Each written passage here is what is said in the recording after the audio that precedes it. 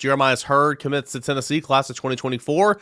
Austin, extremely high upside from a guy that is brand new to the game, but Tennessee found him. Tennessee got him to campus a couple of times. Tennessee made a move, and he went ahead and committed to Tennessee, a guy that could be it's going to be a project player, but a guy that could be something down the line. Well, I think he's got first-round NFL talent potential from a size standpoint. Again, he's got to love the game a little bit more or buy into the game a little bit more. He's only played 1 year of football, but he's a legit 6'7" and change. Like, that's measured out. Like, legit 6'7" and change.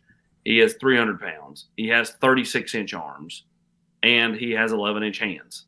Like, those are attributes you cannot teach. And so, when you start looking at, body size, I think that's where this program has gotten better. They've gotten bigger bodied players across the board, whether it be at running back with a Cam Seldon, whether it be at, Leo with Caleb Herring and James Pierce. You just start looking at length, size, all that stuff. And Jeremias Heard is someone who I think ends up moving to the offensive line probably sooner rather than later.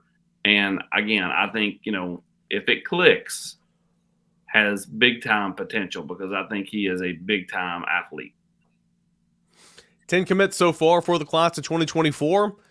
Kind of progress reports on this class compared to the rest in the top 10 around the country. Well, they're doing really well. I think they've done a nice job with what they've gotten thus far. Now, as pointed out in the war room, as pointed out on the general's quarters, Tennessee is in excellent shape with a bunch of blue chippers. Now, you still got to get them across the finish line. You still got to continue to recruit them like you're, third and not first as far as the recruitment standpoint. But they've done a really good job of, being in it with Williams and Norani. They're doing a great job, with Jaden Riddell.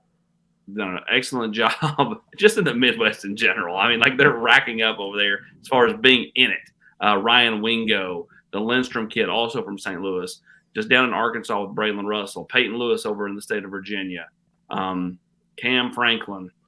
Rodney will be by to see he and Williams both this week, as, two of the biggest targets, if not the two biggest targets on Tennessee's board. So, Tennessee's done a really nice job of being a major factor for a bunch of these blue chippers. They've just got to land their fair share. Mike Matthews, another one. Again, Tennessee doesn't have to land them all.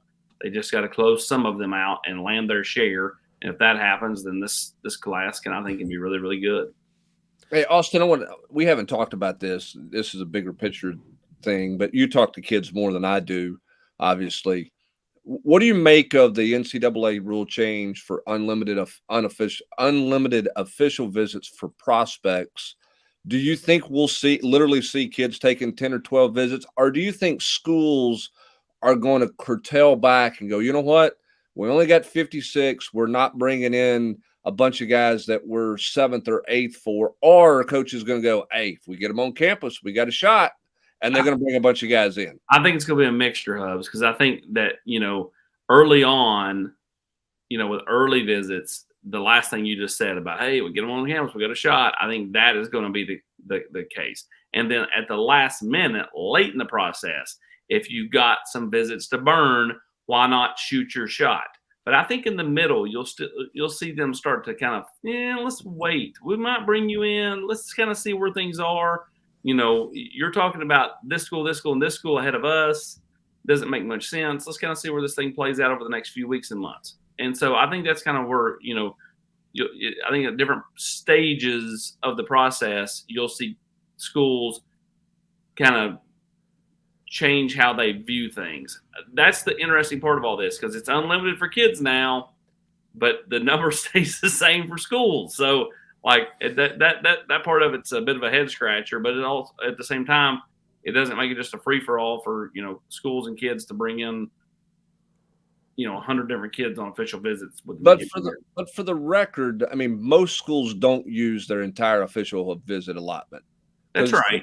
56, and then you can roll over 6 if you don't use them. Most schools are operating around 60 every year when you count the rollover factor.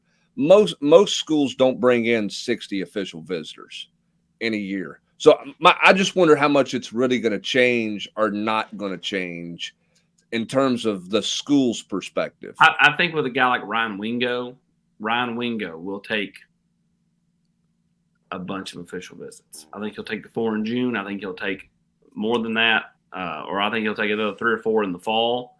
Tennessee's one that I think he's going to take in the fall. He wants to wait and come to a game and do an official visit for a weekend for a game instead of taking one in June, which, again, I think that's a good thing for Tennessee.